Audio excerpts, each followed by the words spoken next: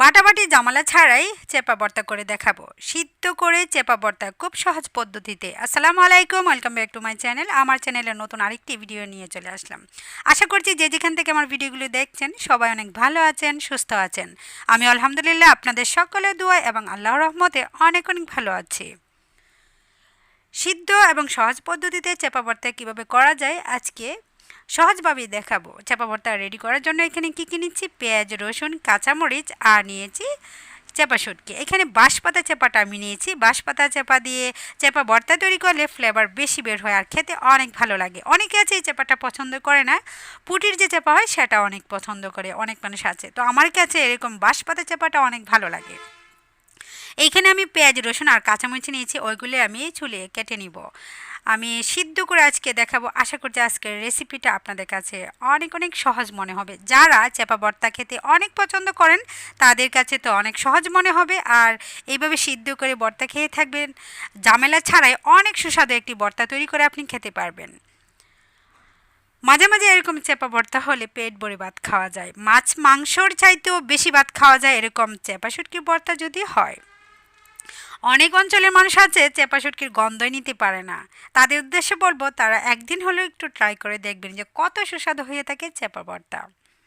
অনেকে আছে চেপা শুটকি চিনেই না, তো তাদেরকে বলবো আপনারা গন্ধ সঙ্গে খারাপ মনে করবেন না, খেয়ে একটু টেস্ট করে দেখবেন। আশা করছি অনেক অনেক মজা পাবেন খেয়ে।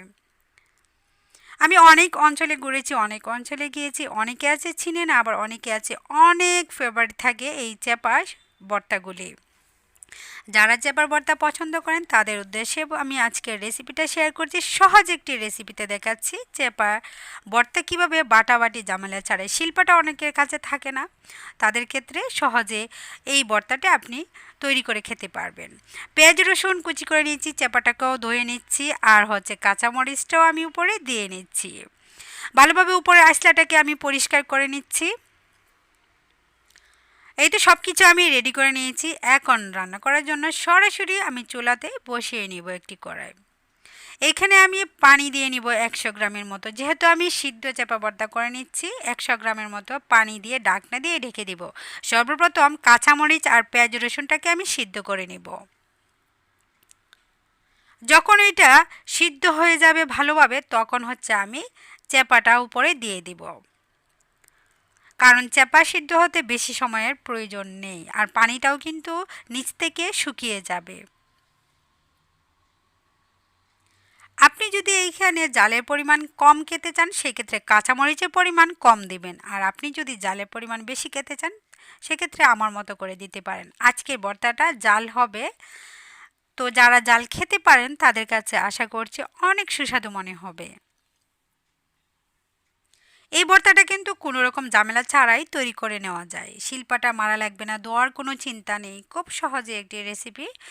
তো সিদ্ধ হয়ে যাওয়ার পর দেখুন, যখন সিদ্ধ হয়ে যাবে এরকম চেপা শুটকির কাঁটাটা কিন্তু আলাদা হয়ে যাবে। আপনি চাইলে কাঁটাটা আলাদা করে ফেলে দিতে পারেন। তো আমি ফেলে দিয়েছি, একটু ঠান্ডাও হয়ে গিয়েছে। এখন আমি একটি গ্লাসের সাহায্যে উপরে ডলে নিব। আমি সবসময় আলুর ভর্তা, বেগুন ভর্তা যেভাবে করে থাকি, চেপা সিদ্ধ যে চেপা ভর্তাটা সেটাও আমি এভাবেই করে থাকি। তো স্বাদ মতো এখানে লবণ দিয়ে নিচ্ছি, লবণ যদি পরে লাগে আরও দিয়ে নেব। এখন নেড়েচেড়ে লবণটাকে আমি সম্পূর্ণ পেঁয়াজ রসুন আর কাঁচামরিচের সঙ্গে মিশিয়ে নিচ্ছি। তারপর একটি গ্লাস নিয়ে নিচ্ছি। এরকম একটি গ্লাস নিয়ে তারপর আমি চেপে চেপে চেপে চেপে মিশিয়ে নিচ্ছি। গটগট গটগট করে মিশিয়ে নিলে কিন্তু আমার চেপা ভর্তা রেডি হয়ে যায়। সহজ পদ্ধতি এই চেপা ভর্তাটা যদি ভালো লেগে থাকে অবশ্যই বাসায় ট্রাই করবেন। আর কারা কারা চেপা ভর্তা পছন্দ করেন অবশ্যই আমার ভিডিও নিচে কমেন্ট করবেন। কারা আমার ভিডিওগুলি ফলো করেন অবশ্যই জানাবেন। আর কীরকম রেসিপি পেতে আপনারা পছন্দ করেন অবশ্যই আপনারা বলবেন, তাহলে আমি আপনাদের উপর ভিত্তি করে রেসিপিগুলি দেওয়ার চেষ্টা করব। আমি সবসময় চেষ্টা করি সহজ পদ্ধতিতে রেসিপিগুলি শেয়ার করার জন্য, যেন আপনারা কষ্ট ছাড়াই সহজভাবে যে কোনো রান্না করে নিতে পারেন। ভালোভাবে আমি মেশ করে নিয়েছি গ্লাসের সাহায্যে। একটু একটু আস্তে আস্তে থাকবে, মানে একেবারে মিহিন হবে না, যেহেতু শিলপাটায় বাটিনি। আর এরকম খেতে অনেক ভালো লাগে। শিলপাটার ভর্তাটাই একটা অন্যরকম টেস্ট, আবার হাতে এরকম কচলিয়ে মাখিয়ে নেওয়াটাও অন্যরকম একটি টেস্ট। যারা এরকম দানা দানা ভর্তা খেতে পছন্দ করেন তারা গ্লাসে সাহায্যে করে নেবেন, আর যারা শিলপাটায় বাটতে পছন্দ করেন সিদ্ধ করে শিলপাটায় বেটে নিতে পারেন। তো আমি সহজভাবে দেখানোর চেষ্টা করেছি। গ্লাসের সাহায্যে ভালোভাবে মেশ করে নিয়ে ভর্তা রেডি করে নিয়েছি। দেখলেন তো, খুব সহজেই চেপা ভর্তা রেডি করা যায়, বাটাবাটি ঝামেলা ছাড়াই। খুব সহজেই মনে হয় আমাকে এরকম ভর্তা তৈরি করতে। তো আপনাদের কাছেও যদি সহজ মনে হয় অবশ্যই ট্রাই করবেন। আজকের মতো বিদায়, সবাই ভালো থাকবেন, আল্লাহ হাফেজ।